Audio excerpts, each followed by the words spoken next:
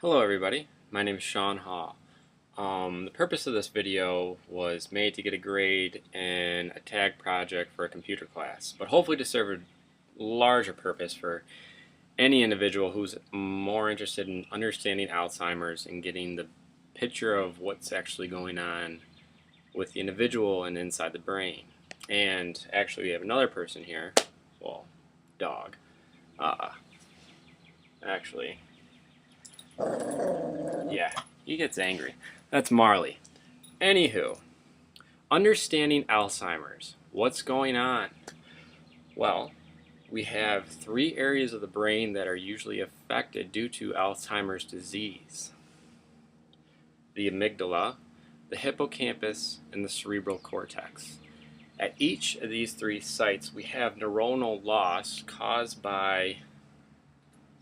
known to be caused by two different mechanisms, really.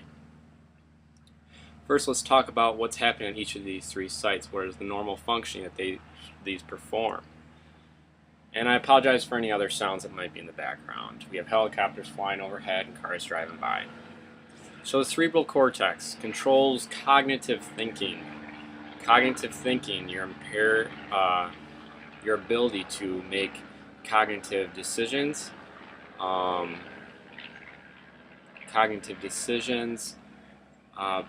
Basically everything that, gives yourself a sense of, okay, I'm going to get up this morning and what will I do next?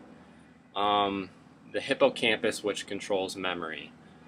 The amygdala, which controls emotions and personalities. So if any of your loved ones out there have the disease of Alzheimer's, you might have seen some of these changes within that individual, such as memory loss, change in personality and emotional stability, cognitive impairment, the impairment to make logical decisions. A lot of these things come into play with this individual that is experiencing this sad disease, really. But how do we cope with it? We'll get to that in a minute. Back to the mechanisms on what's happening in the brain due to neuronal loss. And we have neuronal loss at each of those three sites. Again, the cerebral cortex, the amygdala, and the hippocampus. We have neuronal loss either through neuritic tangles or senile plaques. Now, those of you who get an understanding of the brain, you know that you have different communications and messages that are being sent from neuron to neuron that help get across, your cognitive thinking, be able to think of something that happened a long time ago for your memory, in controlling what makes you, your personality and your emotions. All those are controlled by neurons and messages and signals that get across to the brain. So with neuronal loss, these messages are impaired. So through neuritic tangles, what's really happening is there's an entanglement of the tau protein, which is really part of the cytoskeleton of the neuron. This tau protein becomes hyperphosphorylated, and naturally this tau protein maintains communication and transportations of neuronal messages. So this tau protein becomes hyperphosphorylated, and you have a neuritic tangle inhibiting the neuronal a message to get across to properly communicate with other neurons. So that's one reason for neuronal loss there. The other is senile plaque. Senile plaque is known to be caused from, excuse me, real quick.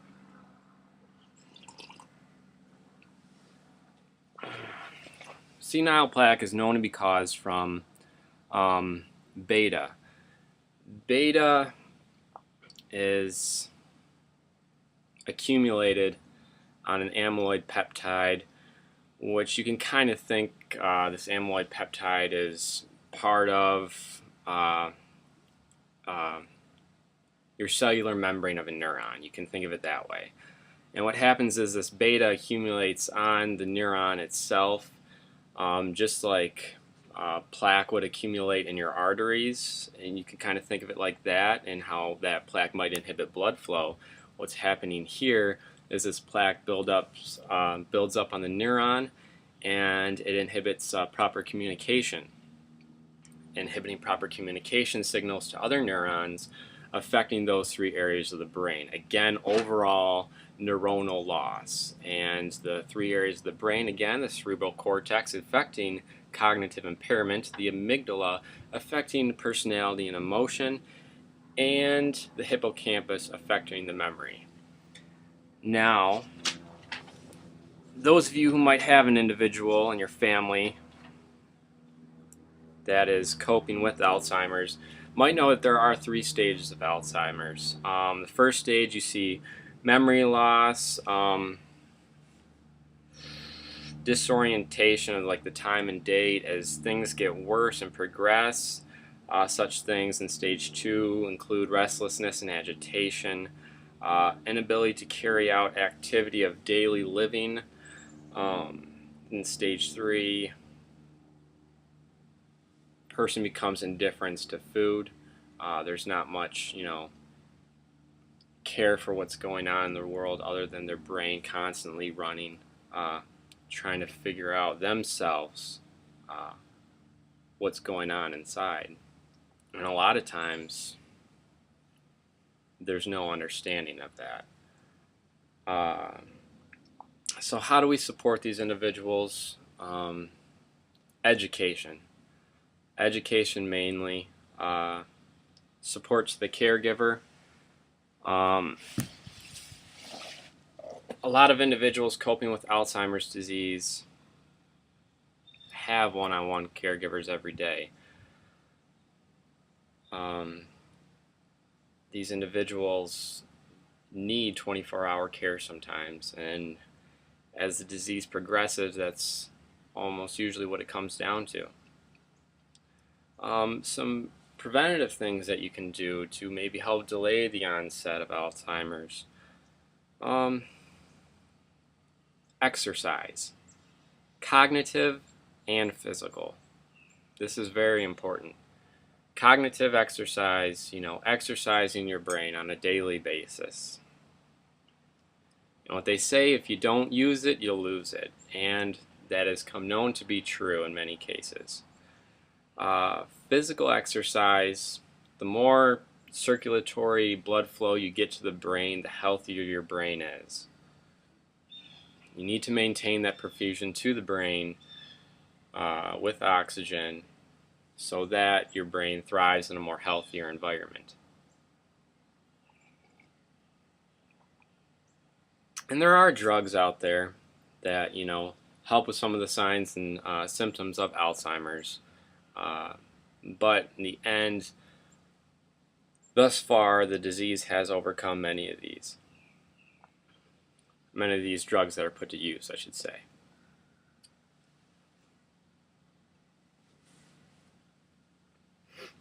As a society,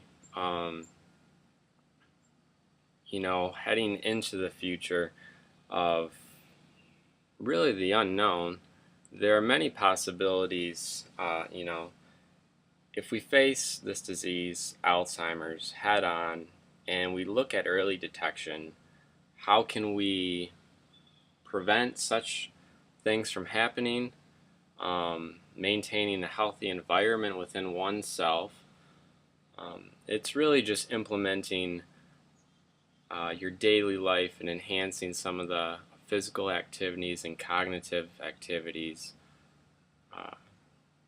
as a preventative cause, and looking to those are growing older, signs that you might see Alzheimer's with, and it's all about noticing what those are and figuring them out.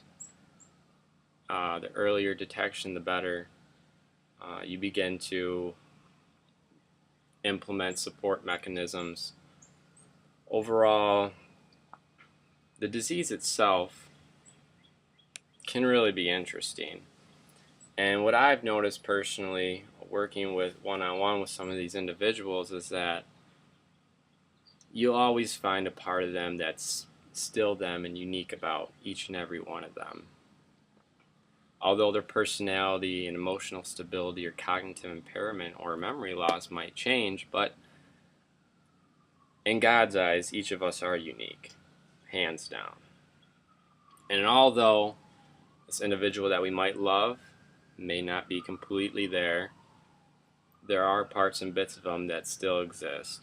And it's holding on to those and having that attitude towards how can we better ourselves for the future, for our parents, our grandparents, us, this generations and the generations to come, that will give individuals facing Alzheimer's a better chance. Thank you for listening. I know this was a long video. I hope it was useful to you.